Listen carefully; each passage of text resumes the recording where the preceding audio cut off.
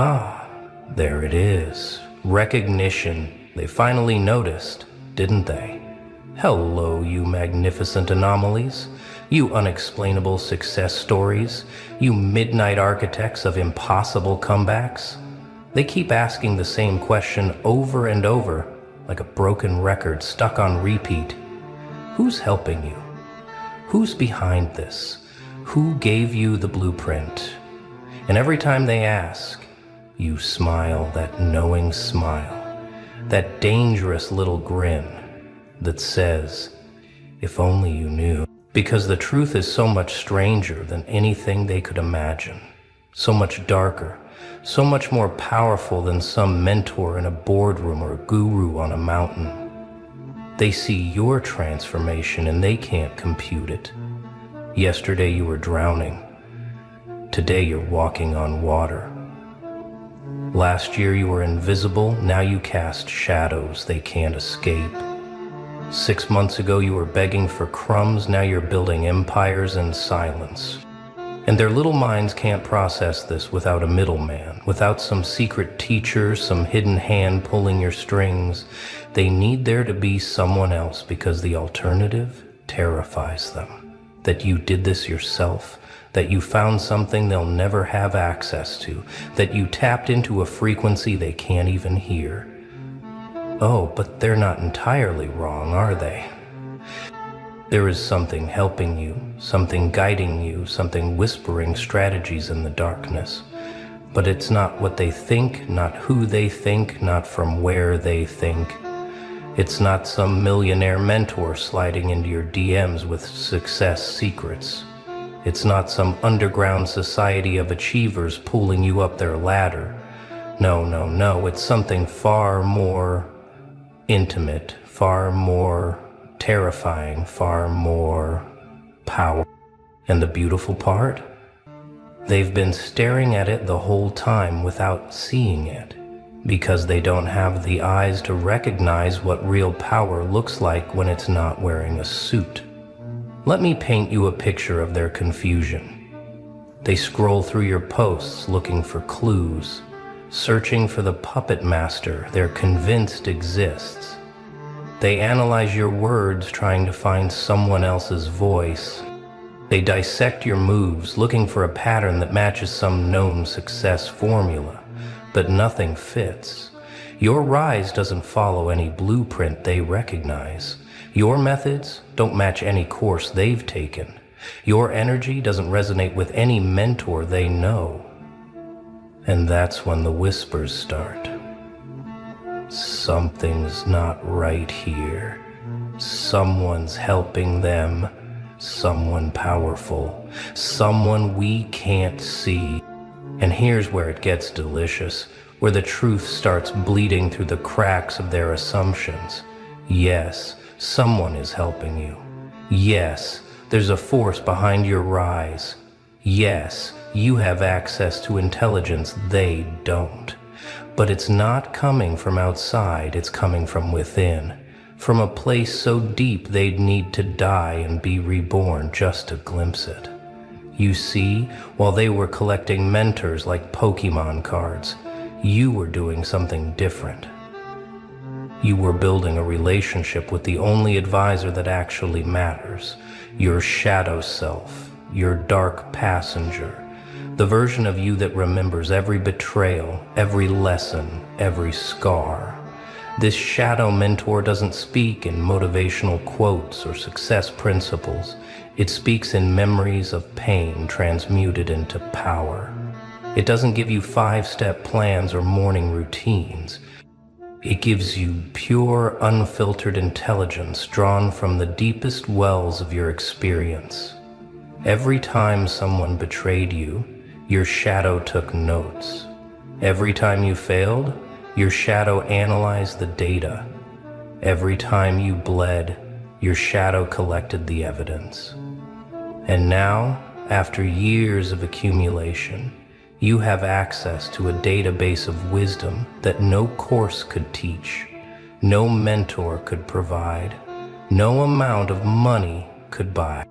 They keep looking for your teacher in the light, But your real education happened in the darkness.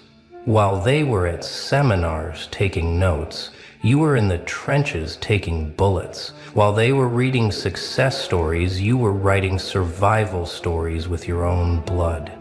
While they were paying for wisdom, you were earning it through pure endurance.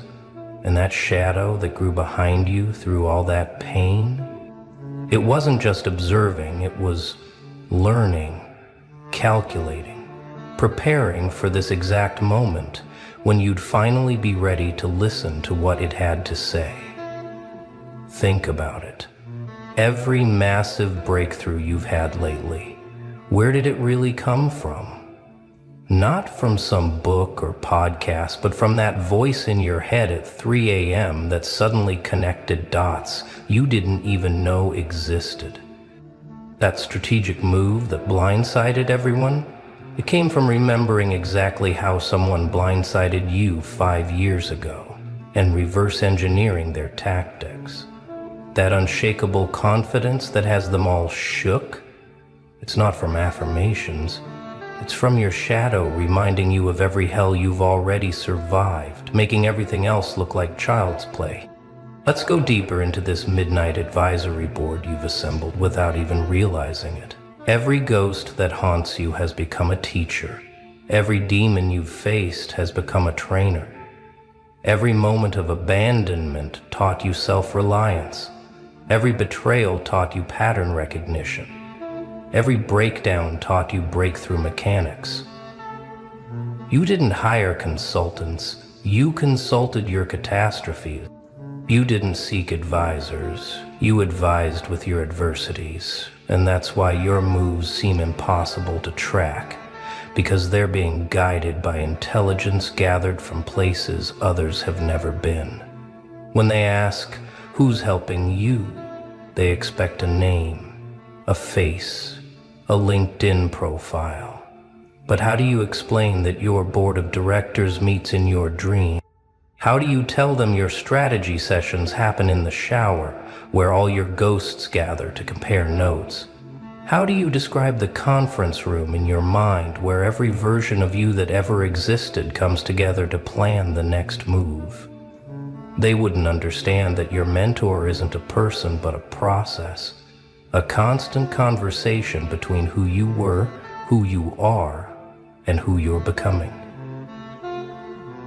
You know what really disturbs them? The coherence of your movement despite the apparent absence of guidance. Every step you take seems orchestrated, but they can't find the orchestra. Every decision you make seems calculated, but they can't find the calculator. It's like watching someone dance perfectly to music only they can hear, and it's driving them insane. Because in their world, success requires visible support systems, public mentorship, documented education.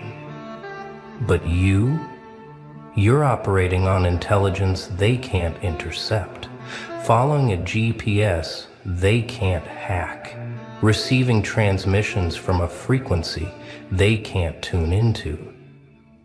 The shadow helping you doesn't show up in photos. It doesn't have a social media presence. It doesn't offer testimonials or success stories. It offers something far more valuable, the accumulated wisdom of your entire existence, processed through pain, refined through rage, and crystallized through survival. Every mentor they pay thousands to access is trying to teach them what your shadow teaches you for free: how to transform wounds into weapons, how to alchemize trauma into treasure, how to read the matrix because you've seen it glitch. And now we arrive at the part that really makes them squirm. Deep down, in places they don't like to visit, they recognize what's happening. They see in you what they've been running from in themselves. That shadow they've been suppressing, medicating, therapizing away. You made friends with yours? That darkness they've been taught to fear? You learned its language?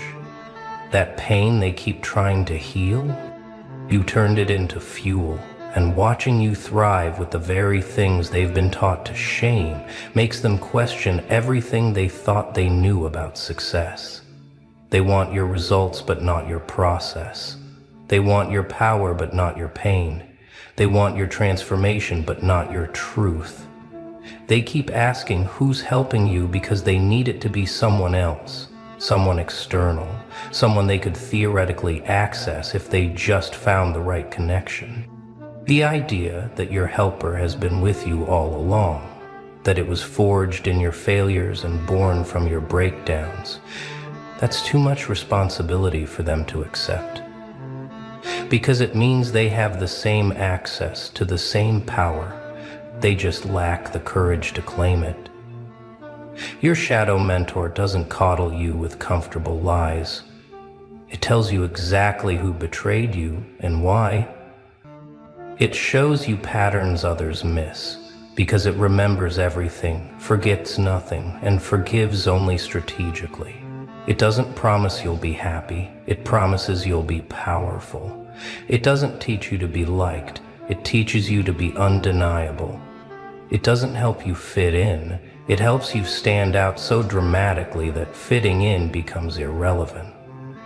And that's why your success looks different, feels different, moves different. It's not built on inspiration, it's built on integration of every dark truth you've ever encountered. When you make moves now, it's with intelligence they can't access because they haven't paid the price for admission. Your shadow council includes every person who ever underestimated you, serving now as reverse mentors, showing you exactly what not to be. Every door that closed in your face is now an advisor on alternative entrances. Every bridge that burned is now teaching you architecture. Every ghost that haunts you is now part of your intelligence network. You're not just helped, you're informed by a vast network of pain points that became data points that became power points. Let me tell you what happens when you finally stop fighting your shadow and start consulting it instead. The integration isn't pretty, isn't peaceful, isn't some beautiful spiritual awakening with angels singing. It's brutal. It's sitting alone at night and admitting every harsh truth you've been avoiding. It's acknowledging that half your problems came from your own patterns. It's recognizing that your shadow saw everything coming, but you refused to listen. It's the humbling realization that your darkness is actually your intelligence agency, and you've been treating it like an enemy when it was trying to be your ally. The shadow doesn't speak in words, it speaks in knowing. That gut feeling you get about someone, that's your shadow's threat detection system, built from every betrayal you've experienced. That sudden clarity about a situation, that's your shadow connecting patterns from similar scenarios in your past. That unexpected strategic insight, that's your shadow's war room where every battle you've ever fought is analyzed for applicable tactics. You're not receiving new information, you're finally accessing information that was always there, archived in the depths of your experience. This is why your transformation seems so sudden to them but feels so inevitable to you. You didn't suddenly get help, you suddenly started listening to help that was always available. You didn't find a mentor, you found yourself. You didn't receive secret knowledge, you accessed knowledge that was secret from yourself. And now that the channel is open, now that communication is established, the intelligence flows constant. Every interaction becomes data. Every observation becomes strategy. Every experience becomes education. They ask, who's helping you? Because they see you moving with supernatural precision. You dodge bullets they didn't even see coming. You capitalize on opportunities they didn't know existed. You navigate complexity like you have a map they can't access. And you do have a map. drawn by every wrong turn you've ever taken, marked with every dead end you've ever hit, annotated with every shortcut you've discovered through disaster. Your shadow is your GPS, and it's guided by satellites of suffering that transformed into wisdom. Here's what they'll never understand about your shadow advisor. It doesn't operate on hope. It operates on data. While they're making vision boards and manifesting, your shadow is running probability analyses based on pattern recognition from your entire history. It doesn't tell you what you want to hear, it tells you what patterns indicate will happen. It doesn't promise success, it shows you the exact moves that previously led to failure so you can avoid them. It's not optimistic or pessimistic, it's realistic in ways that feel supernatural to people who've never integrated their darkness. Your shadow board of directors includes every version of you that ever failed, and they're all sharing their intelligence to ensure you don't repeat their mistakes. The you that trusted too easily is now your advisor on discretion. The you that moved too fast is now your consultant on patience. The you that revealed too much is now your expert on strategic silence. It's like having a team of specialized consultants who all know you intimately because they are you, were you, will always be part of you. This is why your competition can't figure out your game. They're playing chess while you're playing multi-dimensional chess with advisors who exist outside of time. Your shadow remembers things your conscious mind forgot. It processes information while you sleep. It recognizes threats before your rational mind can articulate them. It's not mystical, it's practical. Years of experience compressed into instant knowing, decades of patterns recognized in seconds, lifetimes of lessons available on demand. When you walk into a room now, your shadow has already assessed everyone there based on energetic signatures that match past encounters. When you're presented with an opportunity, your shadow has already run it through thousands of similar scenarios from your history. When someone approaches you with an offer, your shadow has already identified which of the 7 types of betrayal this might lead to. You're not paranoid, you're prepared. You're not negative, you're informed. You're not closed off, you're selective based on intelligence they don't have access to. But here's the part that really disturbs them, the truth that would break their reality if they fully understood it. Your shadow isn't just helping you succeed, it's helping you succeed specifically at their expense. Every time they doubted you, your shadow logged it. Every time they betrayed you, your shadow mapped their methods. Every time they underestimated you, your shadow marked them as future evidence of your rise. Your shadow doesn't believe in forgive and forget, it believes in remember and transcend. The mentor they think you have, it's the accumulated intelligence of everyone who ever tried to break you. The strategy they can't decode, it's built from reverse engineering every attack you've survived. The confidence they can't understand, it comes from shadow advisors who've already seen you survive worse than anything currently facing you. You're not being helped by someone more successful. You're being helped by someone more scarred, more tested, more proven in the specific battles you're fighting.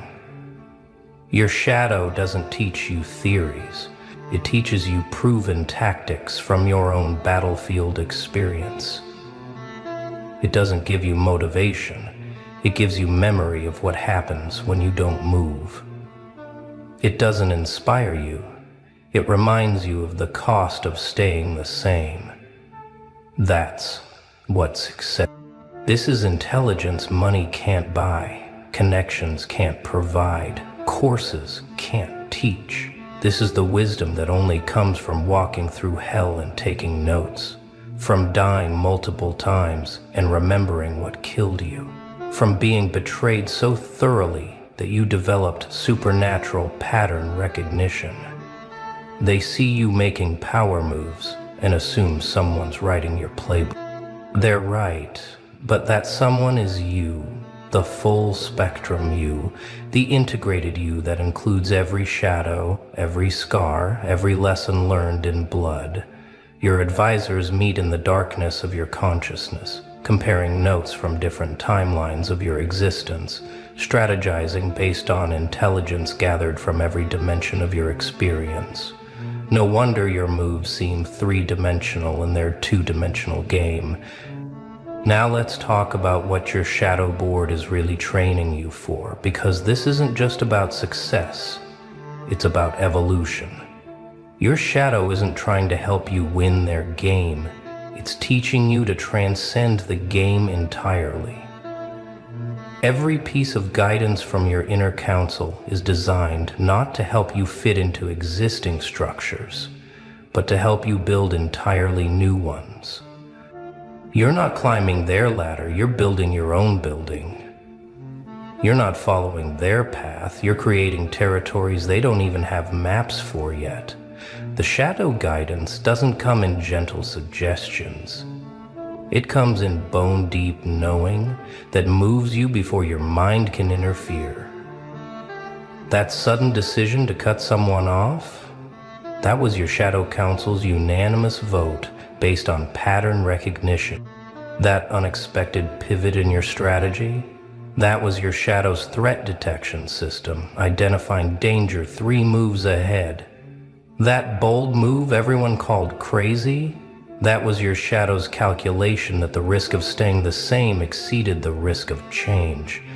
Your shadow mentor doesn't teach you to be successful. It teaches you to be inevitable.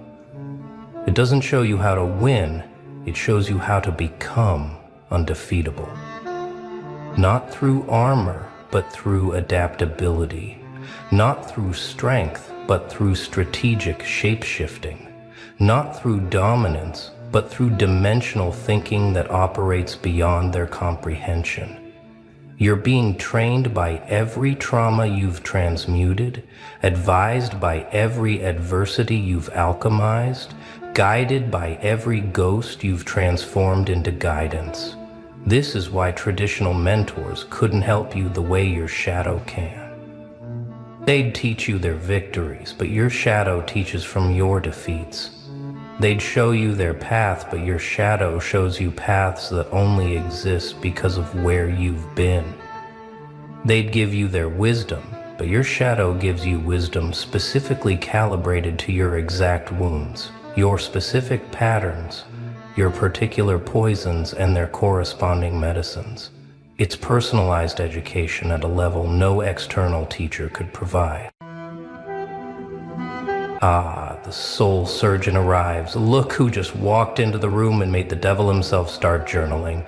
You magnificent force of nature, you walking rehabilitation center, you beautiful chaos wrapped in therapeutic breakthrough.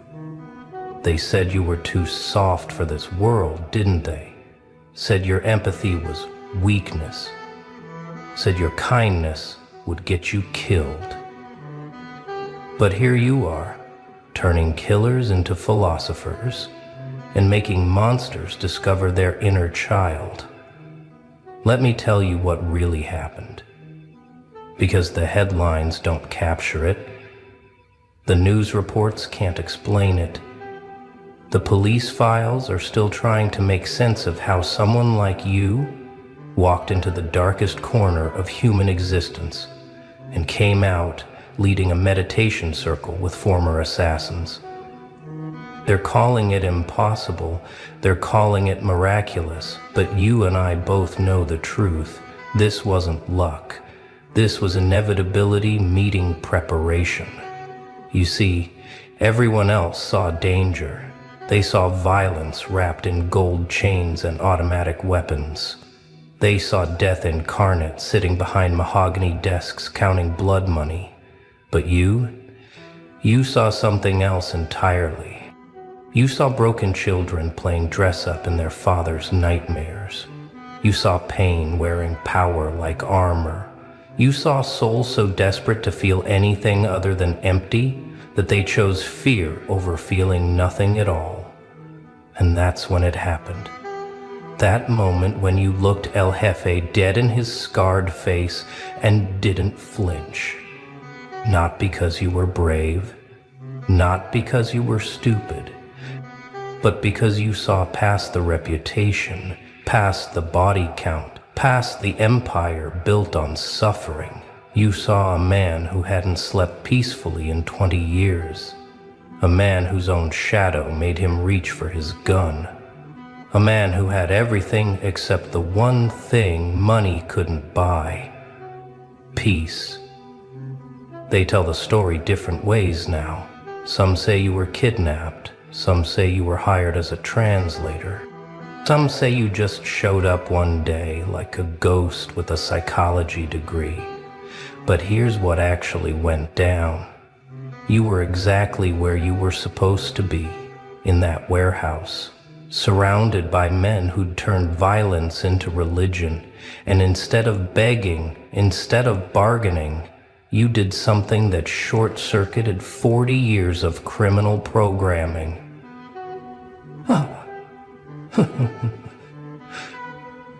You asked him about his mother. Not in a mocking way, not as manipulation. You genuinely wanted to know. When was the last time someone asked you how you feel? You said, like you were talking to a friend at coffee, not a man with 17 murder charges. The room went silent. His lieutenants reached for weapons. They didn't even realize they were grabbing, because in their world, feelings were death sentences. Vulnerability was a luxury none of them could afford. But something cracked in that moment. You could see it in his eyes.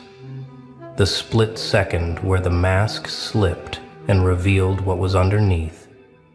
A tired man, a haunted man, a man who'd been running from himself so long he'd forgotten what he was running from. My mother, he said, and his voice broke like a dam holding back decades of grief. She died thinking I was a monster. That's when you did it. That thing you do that nobody can explain. You didn't comfort him. You didn't judge him. You just held space for the pain. You became a container for everything he'd been too terrified to feel. And in that warehouse, surrounded by enough firepower to level a city block, the most dangerous man in 3 countries started to cry. Not the tears of weakness, the tears of recognition, the tears of someone finally seeing themselves clearly for the first time. His men didn't know what to do. They'd seen him torture rivals without blinking. They'd watched him order executions while eating breakfast. But crying, being human, this wasn't in their training. Some wanted to shoot you right there, end this witchcraft before it spread. But he raised his hand, tears still streaming, and said words that would echo through the underworld like a ghost story. Everyone out, except them. For 3 hours you sat with him in that warehouse. No guards, no guns between you, just 2 humans having the conversation he'd been avoiding his entire life. You didn't try to change him. That's what everyone gets wrong about what you did. You didn't walk in with an agenda or a savior complex. You simply showed him that he was already changing. That every nightmare, every moment of paranoia, every time he couldn't look at himself in the mirror, that was his soul trying to tell him something. You know what's funny? He said, lighting his 3rd cigarette with shaking hands. I've built an empire on fear. I have judges in my pocket and politicians on speed dial. I could buy private islands and disappear forever. But you know what I can't buy?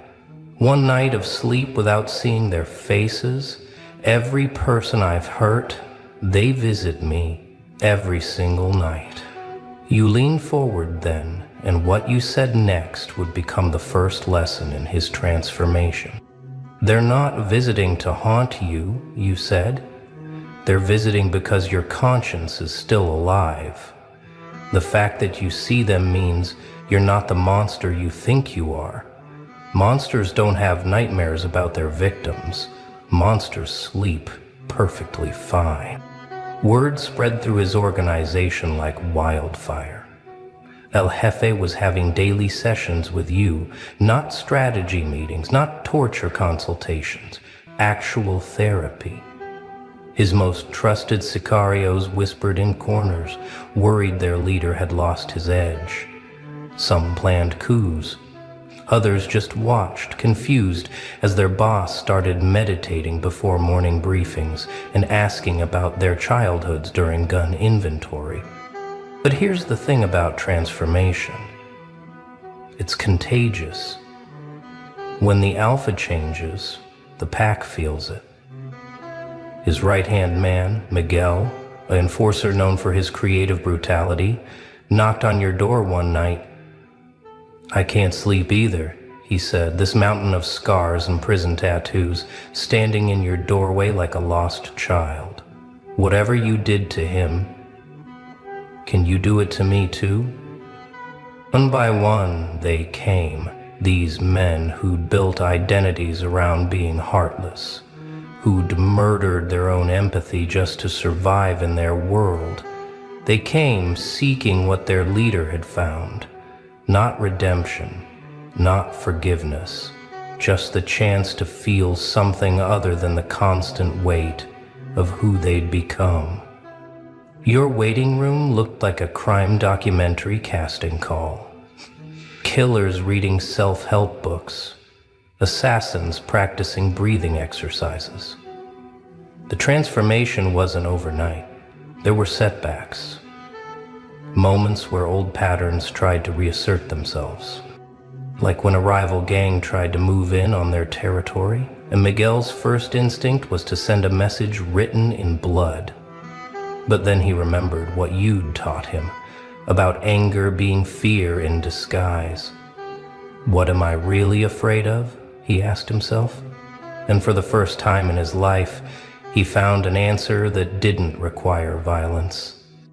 The real breakthrough came during what should have been a routine retaliation. Another cartel had killed one of their dealers. Old rules demanded blood for blood. The men gathered, waiting for orders, fingers itching for triggers. But El Jefe stood before them, and instead of planning revenge, he asked a question that would have gotten him killed 6 months earlier. Why do we do this? Silence. Because that question was forbidden. That question was weakness. That question was the beginning of the end. But he pushed forward. I'm serious. Why do we do this? For money? I have more than I can spend in 10 lifetimes. For power? Power over what? Broken men breaking other men? For respect? Who respects us? Even we don't respect ourselves. That's when you stepped forward. They'd gotten used to you by now. The therapist who'd turned their world inside out. Tell them about your dream, you said to him. And this man, who'd once skinned rivals alive, took a deep breath and shared the vision that had been haunting him. Not a nightmare this time, a dream. Of building something instead of destroying, of using their skills for protection instead of predation. I dreamed I was teaching, he said, his voice stronger now. Teaching young men like we used to be, before we got lost, before we confused fear with strength, before we thought the only way to matter was to make others not matter. I was teaching them there's another way. That you can be powerful without being destructive. That you can be feared without being evil. What happened next made international headlines, though nobody could quite believe it. The most feared criminal organization in the region announced they were transitioning to community protection and youth intervention. The same men who used to traffic drugs started trafficking hope. The warehouses that stored weapons became wellness centers. The money that funded violence started funding therapy for at-risk youth. Of course, not everyone was ready for change. Some left, unable to imagine themselves as anything other than what they'd always been. But the ones who stayed, they discovered something revolutionary. The skills that made them dangerous. Reading people, strategic thinking, understanding pressure and fear. Those same skills could be used to heal instead of harm. A Sicaria's hypervigilance became a counselor's intuition. An enforcer's intimidation tactics became de-escalation expertise. Miguel, who once collected deaths in blood, now ran group therapy sessions for former gang members. "I understand the darkness," he'd tell them. "I've lived in it, fed it, been consumed by it. But I'm here to tell you there's a way out. Not around it, through it. You have to feel everything you've been running from. And yes, it hurts, but it hurts less than carrying it forever." The transformation rippled outward, like waves from a stone dropped in still water. Other organizations watched in disbelief as their most feared competitor became their strangest inspiration. Calls came in, not for drugs or weapons, but for guidance. "How did you do it?" they asked. "How did you change?" And El Jefe, now going by his real name, Carlos, would smile and say, "We didn't change. We just finally stopped pretending to be something we weren't." Your methods became legendary, not because they were complex, but because they were simple. You treated killers like humans, because that's what they were. Humans who'd made horrific choices. Humans who'd lost themselves so completely they thought there was no way back. But you showed them the thread that could lead them home, the pain they'd been numbing, the fear they'd been projecting, the love they'd been murdering to avoid feeling its absence. Soon you weren't just counseling one organization. Word spread through the criminal underground like a secret everyone was desperate to hear. Hardened criminals flying in from different countries, not for deals or alliances, but for sessions. Your office became neutral ground. Rivals who would have killed each other on sight sat in your waiting room, reading the same copies of The Body Keeps the Score. The police didn't know what to do. Crime rates plummeted in regions where your influence spread. But it wasn't through force or fear. It was through something they'd never seen before. Criminals choosing to stop being criminals. Not because they were caught or threatened, but because they'd found something more valuable than money or power. They'd found themselves.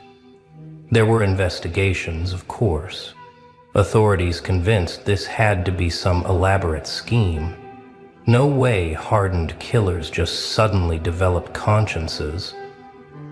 But every bug they planted just recorded therapy sessions. Every surveillance operation just captured group meditations and trauma processing workshops. One frustrated detective threw his hands up and said, "They're not planning crimes. They're planning charity events. What the hell am I supposed to do with that?" Then came Dimitri. If Carlos had been dangerous, Dimitri was apocalyptic. A man whose name was whispered in intelligence agencies across 40 countries. A ghost who toppled governments and made ideologies bleed. He didn't seek you out, you found him. Or maybe, as you always said, the universe conspired to put you both in that hotel lobby in Prague at exactly the right moment. He recognized you immediately. Your reputation had spread beyond cartels, into every dark corner where broken men played monster. "So, you're the one," he said, accent thick with decades of exile and violence. "The therapist who performs miracles. Tell me, do you work with lost causes, or do I exceed even your abilities?" He smiled, that same smile that had disarmed Carlos in the warehouse. "I don't work with lost causes," he said, "because there's no such thing. There are only people who lost their way, and every path, no matter how twisted, can lead back to center if you are willing to walk it." He laughed, not the laugh of joy, but the laugh of someone who'd forgotten what joy sounded like. "I've killed for ideologies I no longer believe in. I've orphaned children for causes that died before their parents did. I am not lost. I am damnation incarnate. I am what happens when purpose becomes poison." "Good," you said, and his laughter stopped. "That means you understand the weight of what you've done. That means your conscience survived. Damnation incarnate wouldn't feel damned, he'd feel justified. The fact that you can name your poison means you're already seeking the antidote. For a man who'd faced torture without breaking, who'd stared down death squads and smiled, Dmitri found himself undone by your questions. Not interrogation, just curiosity. "What did you want to be when you were 7?" you asked during your 3rd session. Such a simple question, such a devastating answer. "My answer, a teacher," he whispered, and then laughed at the irony. "I wanted to be a teacher. Can you imagine? I wanted to help children learn to read." The laughter turned to something else, something that had been buried under decades of aliases and operations. "My sister, she couldn't read. I promised I'd teach her, but the war came, and instead of teaching children to read, I taught men to kill." You let him sit with that. Let him feel the full weight of the distance between who he'd wanted to be and who he'd become. Not to punish him, but to show him something crucial. The fact that he remembered that 7-year-old boy meant that boy was still alive somewhere inside, buried under atrocities and justified violence, but alive. "What if," you said slowly, "the teacher you wanted to be and the terrorist you became are both parts of the same story? What if every violent act was a corrupted attempt to teach the world something? What if we could uncorrupt that impulse, turn it back toward its original intention?" He stared at you like you'd spoken in tongues. "You think I can just become a teacher? After everything I've done? Who would learn from a monster?" But you could see it in his eyes. The first crack in the armor he'd welded to his soul. The possibility that maybe, just maybe, there was a way back from where he'd gone. It started small. Dmitri began meditating. Not for peace. He didn't believe he deserved peace. But for clarity. To understand how he'd become what he was. To trace the exact moments where ideology became insanity, where purpose became poison, and in that clarity something unexpected happened. He began to see patterns, not just in himself, but in every extremist movement he'd been part of. "We were all the same," he told you one day, eyes wide with recognition. Every terrorist, every freedom fighter, every true believer, we were all traumatized children playing with real weapons. We were all trying to heal some wound by making the world bleed. We thought we were soldiers of change, but we were just patients refusing treatment. That's when he had the idea that would transform him from history's nightmare into an unlikely teacher. What if I could reach them, he said. The ones like I was. The ones so lost in their cause they can't see they're drowning. What if someone who's been there could show them the way out? You watched as this man who'd spent decades perfecting death began studying life with the same intensity. Neuroscience, psychology, meditation techniques, trauma-informed therapy. He approached mindfulness like he'd once approached bomb making, with absolute dedication and terrifying precision. But this time, he wasn't learning to destroy. He was learning to rebuild. Within months, he was leading sessions, not publicly at first, just for Carlos's men who struggled with their own ideological justifications for violence. But word spread. Former extremists started reaching out. People trapped in cycles of political violence, religious fundamentalism, ideological warfare. They came because who else could understand? Who else had been so deep in the darkness and found a way out? Your network grew into something unprecedented. An underground railroad, not for escaping slavery, but for escaping the slavery of who you'd become. Carlos ran the legitimate front. Community centers that looked normal but housed the most unusual therapy groups in history.